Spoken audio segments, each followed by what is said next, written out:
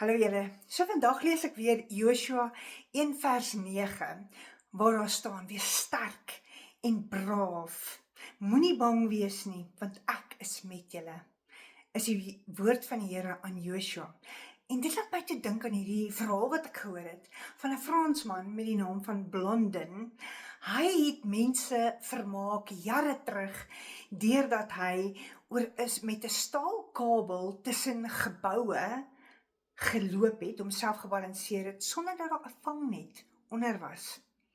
En sy grootste prestasie was toe hy dit gedoen het oor die Niagara watervalle, waar hy van VSA oorgeloop het na Kanada toe, sy boetie op sy rug getel het en teruggeloop het.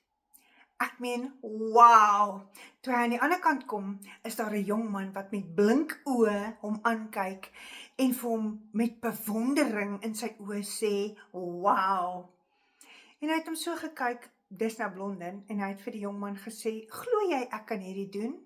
Hy sê, natuurlik, ek het dan nou gesien hoe jy dit doen. Hy sê so, klim op my rug, dan dra ek jou oor.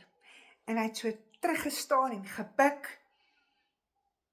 en so 'n paar minute gewag en toe hy weer so terugkyk, sien hy, weg, skoonveld, skoonveld is die ouetjie, want hy het geglo, maar nie so, dat hy bereid was om op sy rug te klim nie. Hoe glo jy vandag?